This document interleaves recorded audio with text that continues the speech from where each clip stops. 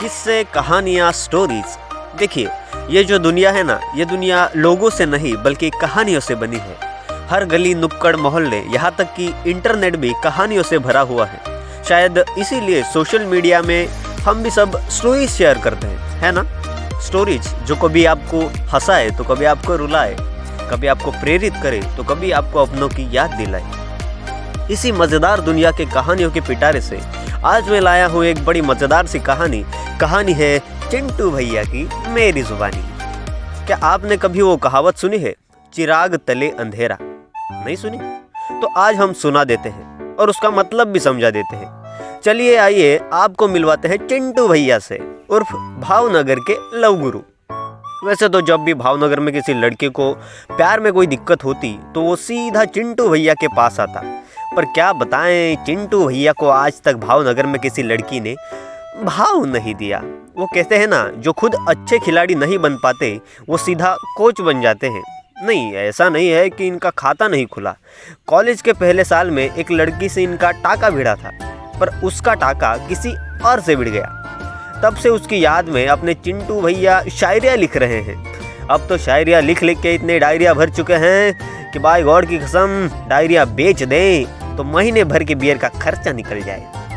और फिर 6 साल तक लगातार फेल होने की डबल हैट्रिक होने के बाद चिंटू भैया के पेरेंट्स की हिम्मत ने जवाब दिया और उन्हें वापस घर बुला लिया गया।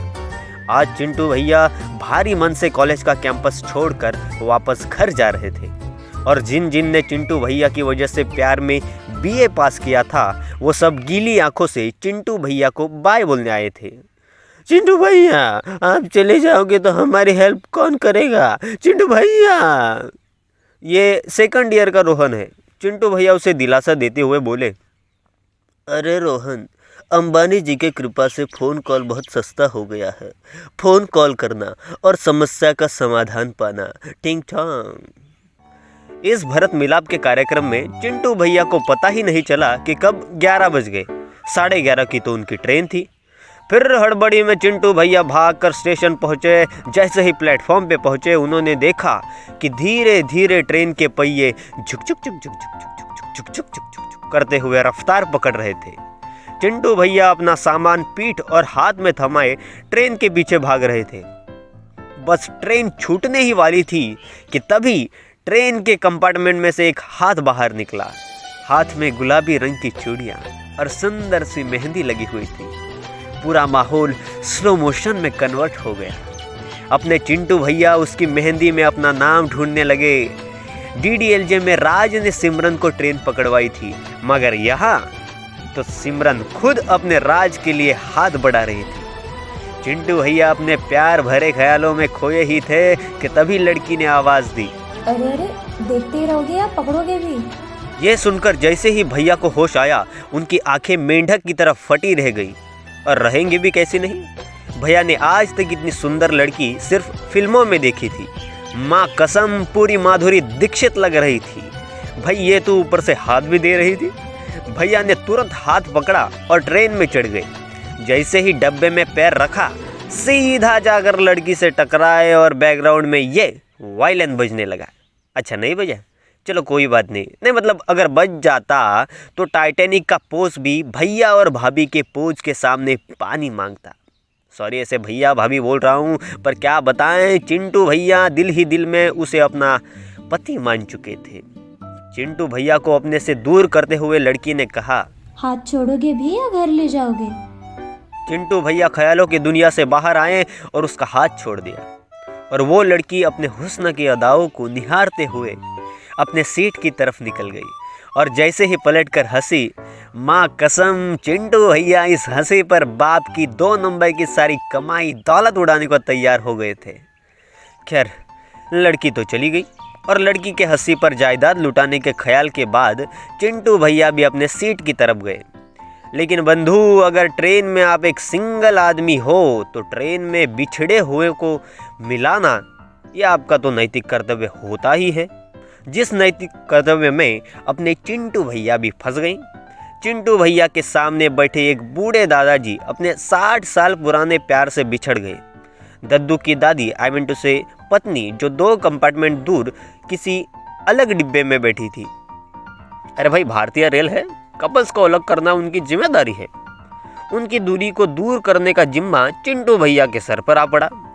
दद्दू भी अपने पोपले मुंह से नकली दांत दिखाते हुए बोले, सुनो बेटा, तुम अकेले हो ना, और जवान भी, तुम जरा सीट नंबर 25 पर बैठोगे क्या?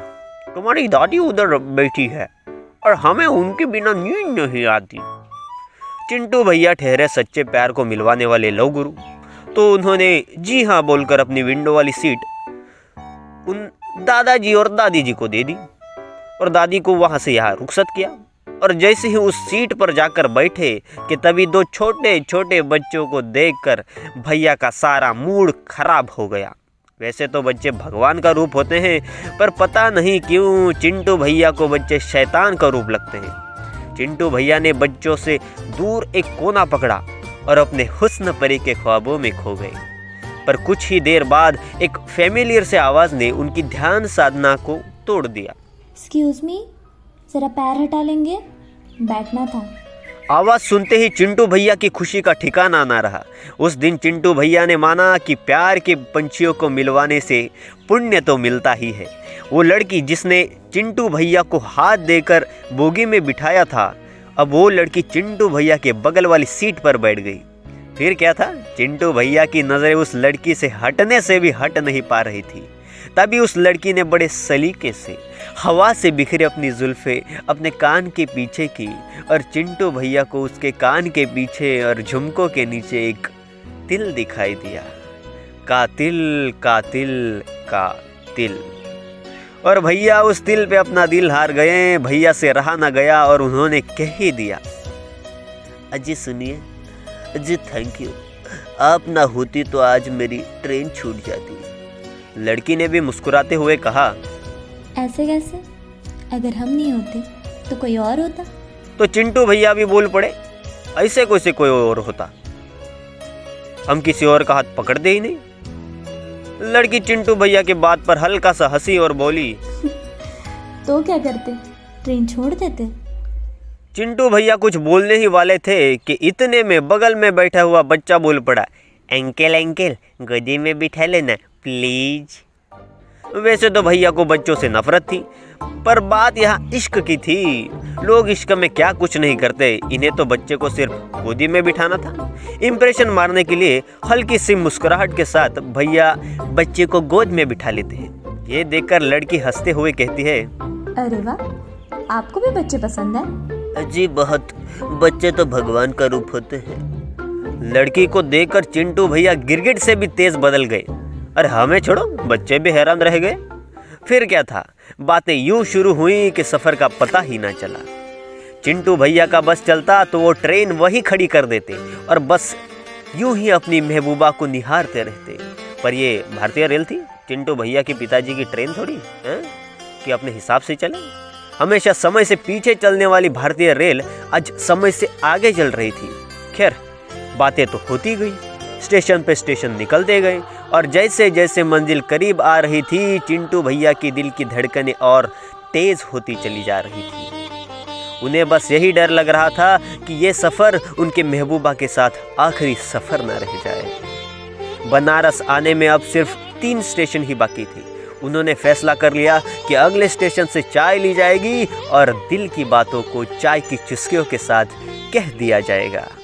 और इससे पहले कि चिंटू भैया कुछ बोल पाते, मोहतरमा बोल पड़ी, सुनिए ना, अगला स्टेशन बरेली आ रहा है, सुना है वहाँ पे चाय बहुत अच्छी मिलती है।